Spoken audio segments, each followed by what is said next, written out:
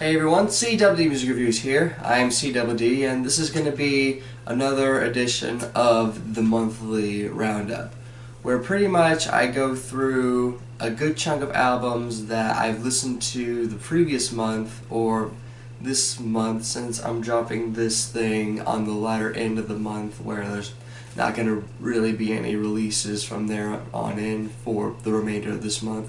And pretty much touch down on my brief little opinions about these, since I unfortunately don't have enough time to do full-length albums for a little while. I'm trying to get back into the rhythm of it starting next year, but we'll see what happens. So anyway, let's get this on the road.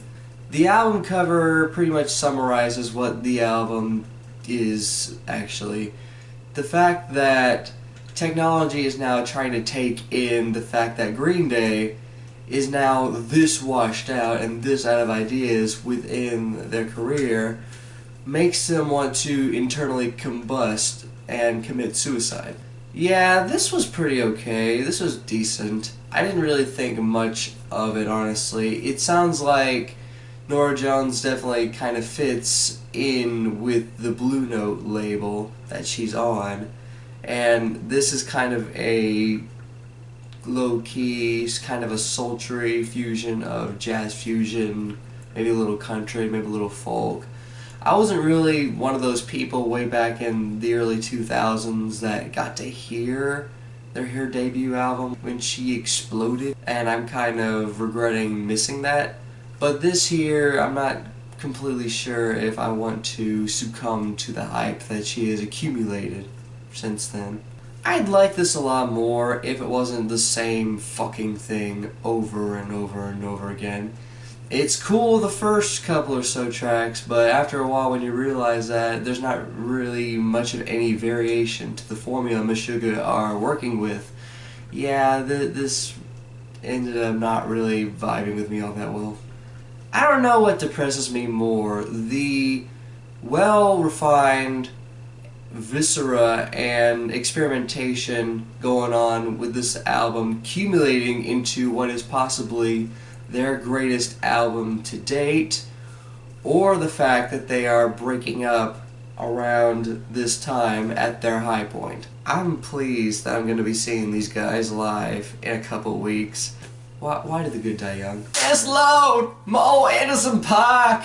More Edison Park! Yes! This album sounds like a New Year's Eve party for punks, and it's full of the same amount of angst and regret and pretty much skepticism towards the future. But in a fantastic way, actually. This isn't really so much a new album per se, but this is actually pretty much me just getting everyone aware that the second half of In Rainbows by Radiohead is on streaming services right now for the first time in a decade. And this is also to the fact that I haven't listened to the second disc up until now. And I think that if at least 4 of these songs made it onto the final cut of In Rainbows, actually, maybe I would definitely revoke my opinion that In Rainbows is overrated. It's not going to be a favorite of mine for the month, since this thing has existed since the mid-2000s. But yeah, definitely do check this out if you're a Radiohead fan, if you have not actually listened to the second disc yet. I tried this thing out of pure curiosity, since I was never really a big Bright Eyes guy. I actually never listened to Bright Eyes before, and I still haven't. I'm trying to rectify that soon.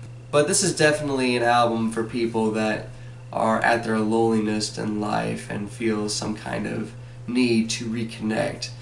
And as well as for people that are bigger fans of, 60s Bob Dylan, Elliott Smith, Nick Drake, because there's a lot of just solo, no BS type, stripped back acoustic sound to what he's doing, along with some poignant lyricism here that really brings it home, brings it all back home, to be punny with the Bob Dylan thing for me. It's actually quite remarkable that he made an album like this, and it pretty much went so well and is put together so solidly.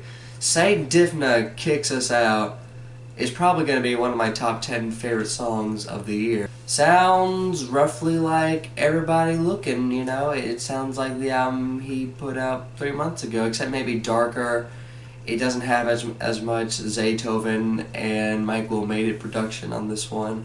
Metro Boomin is actually on production with this thing, and it worked particularly well. The production's cool. Gucci Mane does his thing, you know.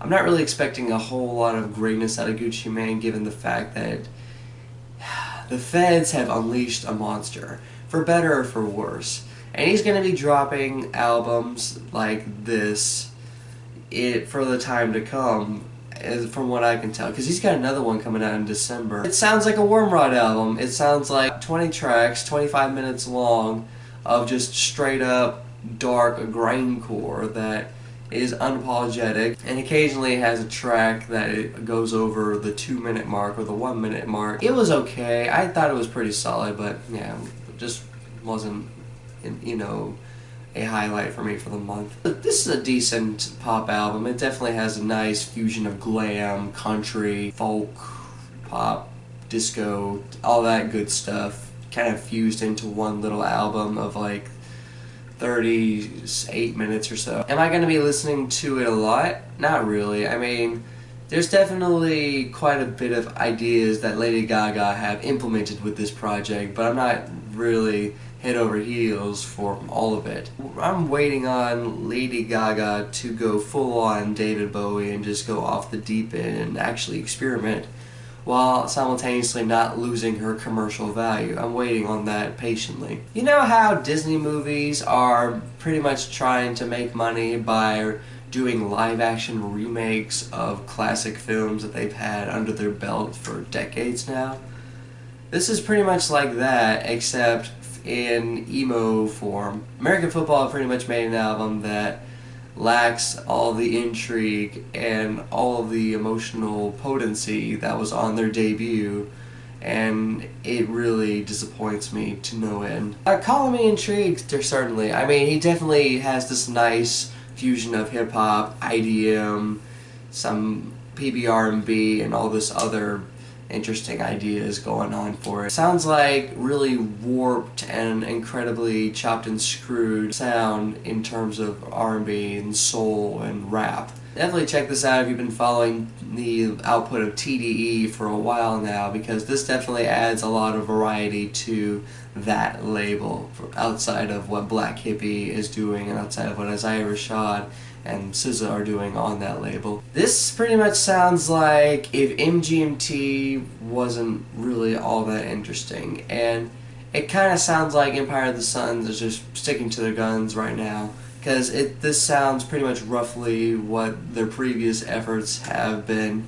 I'm a big Ice Age fan, and I'm right now just waiting on Elias to pretty much stop doing this Marching Church project and go back to making Ice Age albums. But as far as like Marching Church album goes, I didn't listen to the debut, so I thought, yeah, I'll give this a try, because it's been a while since Elias has done anything for Ice Age. I'm not like super impressed with the results, but I'm definitely pleased with this album. I don't know if it's going to be a favorite of mine. I still gotta maybe listen to it 1 or 2 more times to like let it fully digest, but there's definitely quite a bit of interesting ideas that Elias is going for. This album sounds to me what Citizen Zombie sound to people that did not like Citizen Zombie. Abrasive, all over the place, messy, and just really migraine-inducing. It's not a horrible album, but I think the production makes this album pretty unlistenable, pretty much. They're definitely going into a more EDM and more popular music-based sound, while simultaneously fusing this like dark atmosphere and this dark and satirical lyricism. It's just that the production makes this thing impossible for me to listen to from beginning to end without feeling like I'm about to have an aneurysm in 5 minutes.